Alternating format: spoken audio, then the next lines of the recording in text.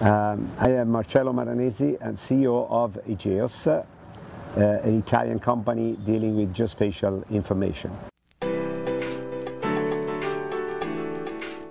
According to me, nano satellites are going to be more and more important in the future. Having a technology which is still performing high results with lower cost and the faster time of preparation is going to dramatically change our business. We are used to very performing satellites but costing hundreds of millions of dollars, and these are only let's say due because of the technology they are derived from. So some new disruptive technology is becoming available. Maybe they will not have the same performances as the big costly satellites, but for sure they will open up new markets, new applications, a new way of making business for the industry. For what regards ourselves, we welcome the availability of these new satellites because they enlarge the possibilities for our applications, and also they complement the existing constellations of satellites. So overall we are improving the overall operationality of Earth observation. These nanotechnologies will open up new business space, new opportunities, especially because the low cost will enable the launch of many of these satellites in a constellation frame, and therefore revisit or capability of doing things at the various time of the day. That's something that today we are not used to. So definitely there will be complementarity with the existing satellites, and of course they will not have the same overall collection capacity.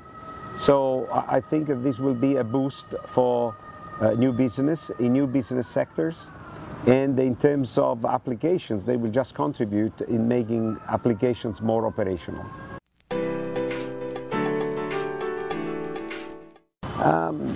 There will be, from UAVs, we will have another complementary injection to our overall geospatial information business, because we are used to satellites, aerial and in situ measurement. So there is some space in between aerial and in the ground which is not yet covered.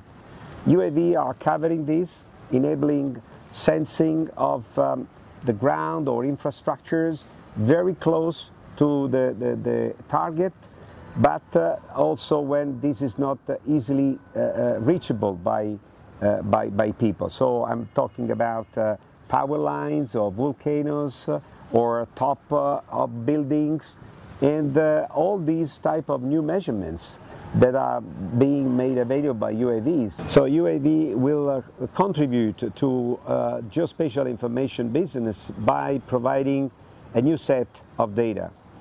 Of course, here the problem is about authorization for these UAVs. So legislation is being changed at international level in the US, in Europe at the national level. So what we would like to see is that in the next months or few years the legislative framework is clarified by the authorities, so that everybody knows how to behave, how to position themselves with respect to this new business opportunity.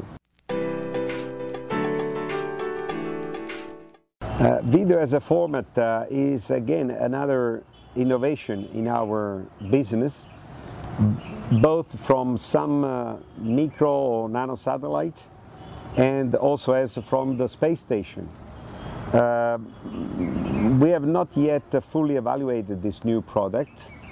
Again, it will be a product or service to be better understood and analyzed in terms of who are the market segments interested in these.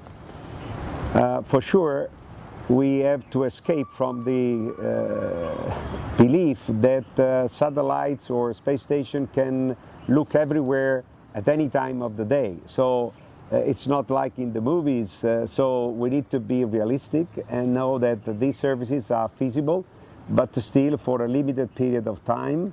So for something like 60 seconds, 90 seconds, not more than that. And therefore, we will have still to learn how to make the best use out of them. Yes, this change from data to analytics is definitely progressing. About 20 years ago, we were talking about remote sensing. That was our business. Then it became Earth observation, a little bit more broader concept. And later on became geoinformation. I think nowadays we have to talk about geomatics, because our data, our information layers derived from satellite data have to become part of an application solution. So have to be embedded into a software procedure which is contributing to the operational workflow of an end user, be it an institution or an industry. So Earth observation is valuable only in the sense that it's capable of contributing to the decision making that the end user is looking for. So we are a contribution to an overall solution. We are not the solution. I think our business is going to be still supply driven, but also user driven more and more in the future. Still there are advances in technology that will play a major role, like for example hyperspectral sensors that will open up completely new content of information that will be made available. But more and more we see the user playing a bigger role, because they are starting demanding specific application and services, and the small medium enterprises are capable of meeting their requirements. So I think it's going to be both driven, supply and user driven in the next future. As far as e-GEOS is concerned, we have made such a move from the data acquisition and data supply business into value-added product and services. And recently we have entered the area of application solutions, where we go inside the operational workflow of an end user in specific market segments in order to understand how we can bring value to that workflow, how we can speed it up their operation to make them more efficient, and maybe give them new capabilities, a competitive advantage if we are talking about an industry. And this means that we need to acquire also the culture of the customer, the culture of the segment where the customer is operating. It is not only sufficient to be a technologist, to have a data processing capability, but we need to become a more multicultural organization. And this is quite exciting for us.